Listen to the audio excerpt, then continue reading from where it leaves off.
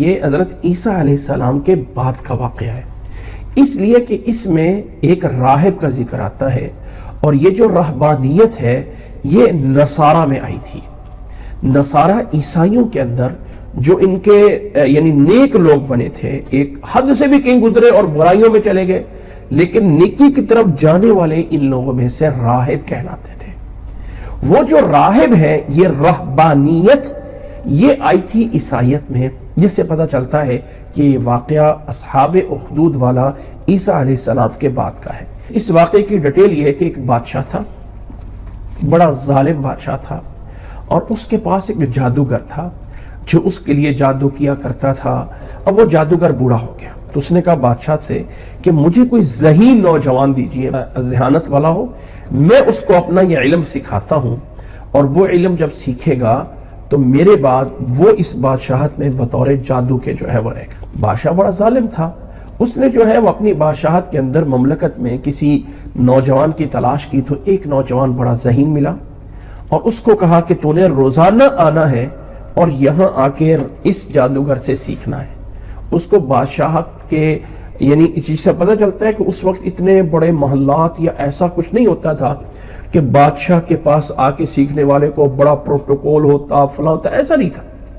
لیکن بادشاہ کا رعب اور دبدبہ ضرور ہوتا تھا، اور اس کے قریبے اور ایسی فوجیں ضرور ہوتی تھی۔ تو اس غلام کو یا اس نوجوان کو کہا گیا کہ روزانہ تو نے آنا ہے اور اس بزرگ سے جو ہے یہ علم سیکھنا ہے، اور وہ روزانہ جب آنے لگا، بادشاہ کے محل میں آتا، اس جادوگر سے جادو سیکھتا، راستے میں اس کو ایک راہب مل گیا، تو جب جاتا تو راہب اس کو تبلیغ کرتا، یہ اللہ ہے، یہ اللہ وحدہ لا شریک ہے، اللہ تعالیٰ نے اپنے نبیوں کو بھیجا ہے، اس کائنات کا بنانے والا اللہ ہے۔ اس سے پتہ چلتا ہے کہ وہ راہب اس وقت کا صحیح مسلمان تھا۔ عیسیٰ علیہ السلام پہ ایمان لانے والے ایسے سچے لوگ بھی تھے جو اس کے اس دین کو لے کے چلے، لیکن وہ آہستہ آہستہ ختم ہو گئے۔ وہ راہب انہی میں سے ایک تھا جو توحید کی دعوت اسے سکھاتا رہا کہ توحید پہ ایمان لے آؤ، اللہ وحدہ لا شریک وہ کرنے والا ہے، کرنے والا، کائنات کو چلانے والا وہ اللہ ہے۔ یہ تھا اس کا علم تھا۔ تو یہ جادوگر کے پاس بھی علم سیکھتا اور اس راہب کے پاس بھی سیکھتا۔ جادوگر سے جو ہے وہ لیٹ ہو جاتا تو کہہ دیتا کہ میں گھر میں لیٹ ہوا ہوں، اور جب جادوگر سے واپسی پہ جاتا گھر میں تو گھر میں جا کے بتاتا کہ میں جادوگر کے پاس لیٹ ہو گیا ہوں۔ تو آتے اور جاتے یہ سیکھتا رہتا۔ ایک دفعہ ایسا ہوا کہ یہ راستے پہ جا رہا تھا تو راستے میں ایک بہت بڑا اژدہا، یعنی کوئی بہت بڑی مصیبت، یعنی وہ جو ہے کوئی شیر تھا یا بہت بڑا کوئی سانپ اژدہا تھا یا کوئی ایسا خطرناک جو ہے وہاں پہ راستے میں موجود تھا۔ اب یہ کشمکش میں تھا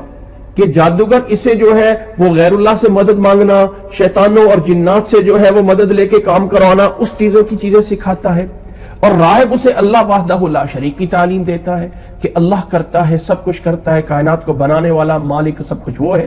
اب یہ دونوں تعلیمات میں کنفیوز تھا، لیکن دل رب کی طرف صحیح تھا کہ راہب جو ہے اس طرف ہے۔ تو یہ اس میں جب سامنے ایک اژدہا تھا تو پتھر اس نے اٹھایا اور دل میں کہا کہ اے اللہ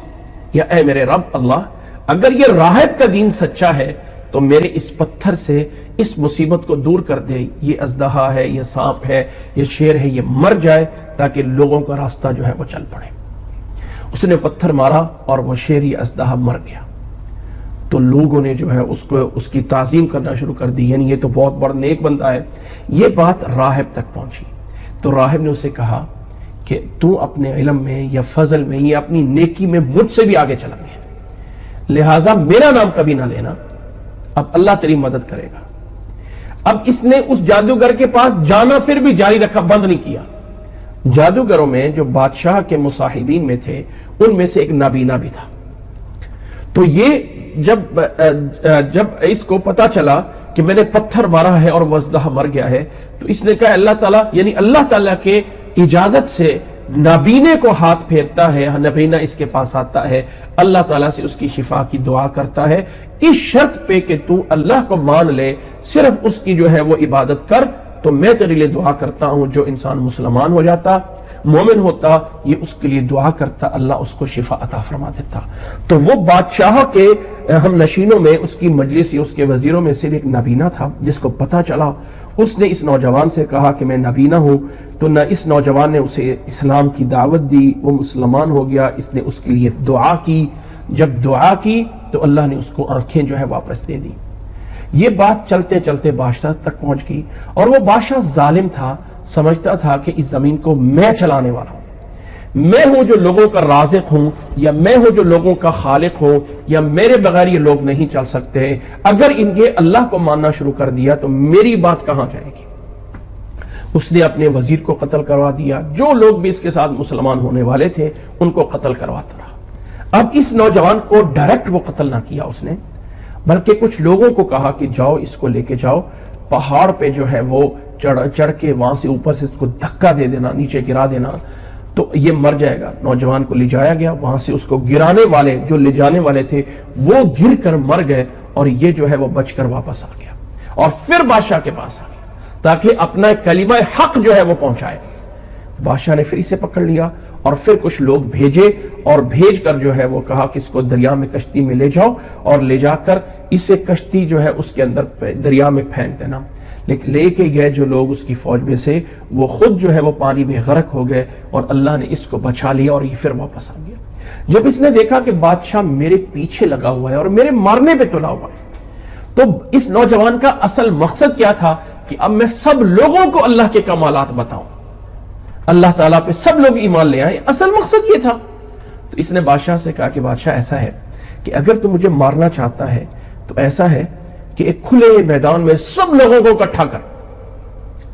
اور اس میں مجھے کھڑا کر کے مجھے تیر سے مار دے، لیکن تیر چھوڑتے وقت وہ یہ کہہ دینا بسم رب ھذا الغلام، جیسے مختلف روایات ہیں، زیادہ تر بسم اللہ رب الغلام، میں اس اللہ کے نام سے مارتا ہوں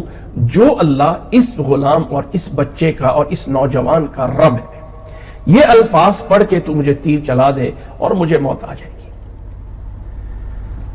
آپ اس کو یوں سمجھ لیجئے، اس واقعے کو آج کل کہا جاتا ہے نا کہ میڈیا کے سامنے جا کے بات کر دو، لوگوں کو پتہ چل جائے گا۔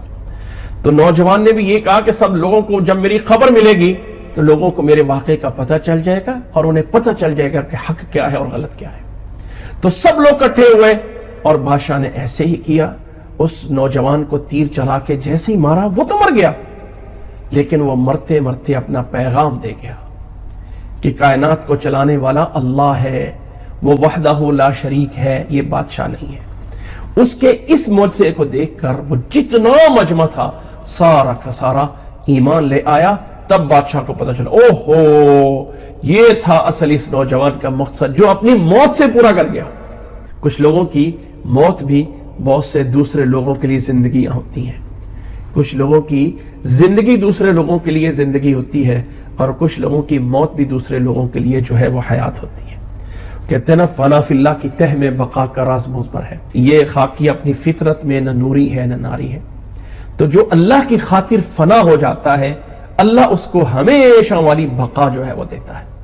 تو وہ مسلمان ہو گئے سارے۔ اب بادشاہ نے بجائے اس کے کہ حق کو مانا جائے، زبردستی ان لوگوں کو جو ہے سزا دی اور خندق کھدوا دیے، اور کہا کہ جو انسان اپنے اس دین کو چھوڑ کے واپس نہیں آتا ہے اس کو جو ہے ان خندقوں میں آگ میں پھینک کے جلا دو۔ فوج تھی اس کی پاور اور طاقت تھی، اس نے اپنی طاقت کے بھلبوتے بہت سے لوگوں کو اس خندقوں میں بیٹھ کے جلایا۔ یہ اللہ تعالیٰ فرما رہا ہے وَهُمْ عَلَى مَا يَفْعَلُونَ بِالْمُؤْمِنِينَ شُهُودٌ، کہ ایمان والوں کے ساتھ جو وہ یہ کر رہے تھے یہ اس پہ گواہ تھے، دیکھ رہے تھے کہ ہم غلط ہیں۔ حدیث میں آتا ہے ایک عورت بچہ اٹھائے ہوئے آئی، تو جب اس کے پھینکا جانے لگا نا آگ میں، تھوڑی سی ہل گئی، دل میں ڈر آ گیا،